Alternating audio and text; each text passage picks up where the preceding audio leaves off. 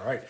Thanking God once again, this time for low-key blessings in this chapter where we're not going to title it, but the verse in or statement in verse 36 reminded me of something I filed away in chapter 22 because I didn't know what to do with it. And I'm still not sure I know the significance of it now, but I'm thanking God for low-key blessings in this chapter because verse 36 says, "Son of man, will you judge Aholah and Aholibah?"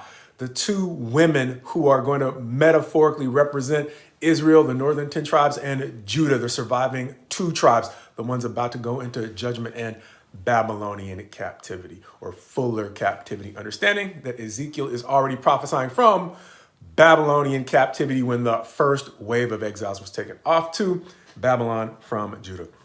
All that's history to say. The low-key blessings in our life are sometimes those things that confuse us, but apart from a condemnation, they are a confusing thing that actually God means for a blessing that Ezekiel may understand a little bit later.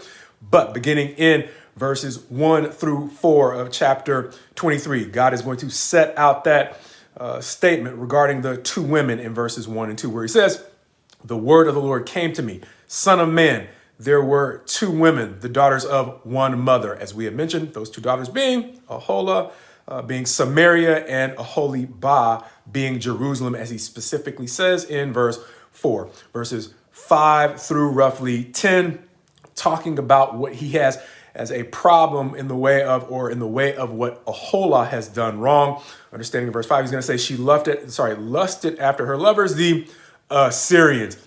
Talking about the way he is going to respond to them according to the wrongs they did in bluntly saying whoring after the Assyrians. But in verse 11, specifically 11 through 21, he's going to talk about her sister Aholibah, who saw what happened with the Assyrians, and instead of seeing the condemnation that they attracted for the wrongs they committed with the Assyrians, they're going to lust after the Assyrians too, but they're going to double and triple down with the Chaldeans and the Egyptians by the time we get to verse 21. Getting a therefore statement in verse 22, by saying, "Therefore, if you saw what I did to Israel because of their indiscretions with Assyria, you're basically tripling down in your own judgment because I'm going to respond to you in kind for what you did wrong with Assyria, Babylon, and Egypt. So whatever you're thinking, just get ready."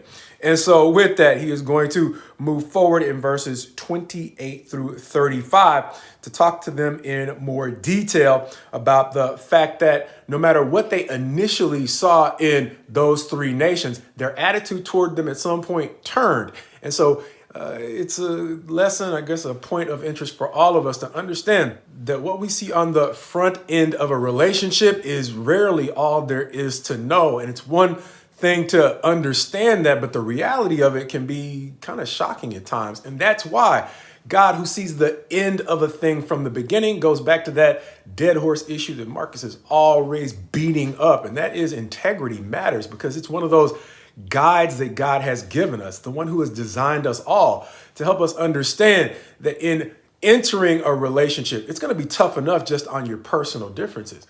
But to the degree we diminish the significance of integrity, we are buying ourselves a whole host of problems that are, as we've talked about it before, avoidable problems in relationships. And so here, he is saying that by the time God is going to judge them for entering into these relationships, they are not going to be disgusted with the people who they thought were cool on the front end. But now they're in a world of hurt because God is turning them over to the judgment of those people who lacked integrity. Not that they didn't have red flags as to the fact that these folks had integrity issues on the front end, but to Israel or Judah at this point, it didn't matter. And now they're stuck in a situation where they're being judged by the people whose integrity they ignored when they probably shouldn't have been messing around with them in the first place. But me getting off my soapbox and going on, verses 28 through 35 are going to discuss the way that they are now being delivered into the hands of those whom they hate.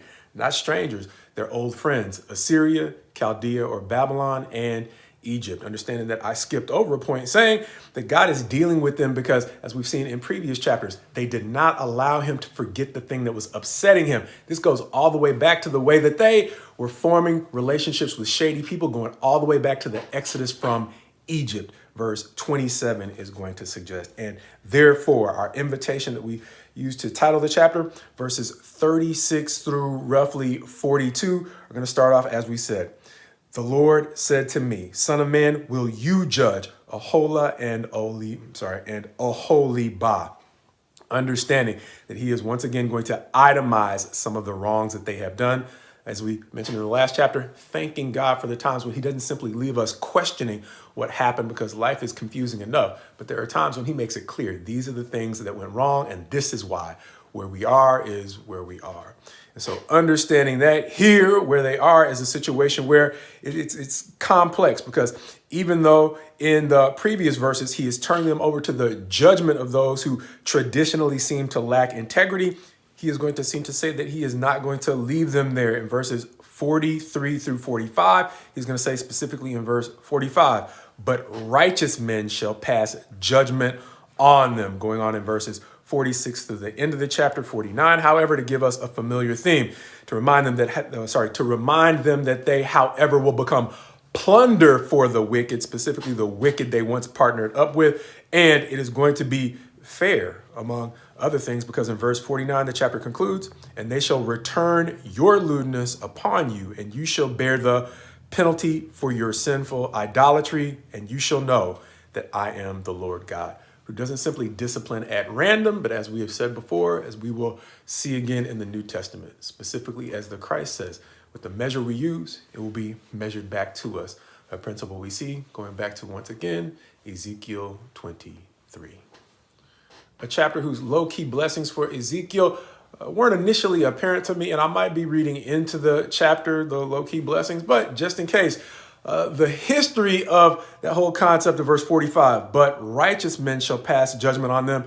I didn't really have a period in Israel or Judah's history that this reminded me of until I realized that when they come back from captivity, God has raised a number of relatively righteous men, the Daniels, the Ezras, and the Nehemiahs, who are actually going to be a reason for them to hold up their heads, and not simply hold up their heads in captivity in a judgment that is going to be characterized by the shame of the nations, but as they begin to literally rebuild, it goes beyond them being able to hold up their heads to righteous men who will help them reestablish themselves as an independent nation, no longer given to these kinds of shameful indiscretions. And in that, as God is telling Ezekiel in chapter 22, or asking him, verse 2, will you judge the bloody city? And then once again in verse 36 of chapter 23, the Lord said to me, Son of man, will you judge these two women? To summarize it, he may be simply saying to Ezekiel,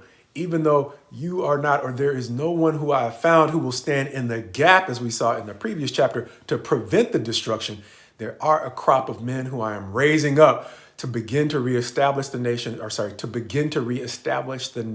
in righteousness. And that is a low-key blessing, even though they might not know at this point what that looks like. When their nation has begun to develop a reputation defined by its shady ways.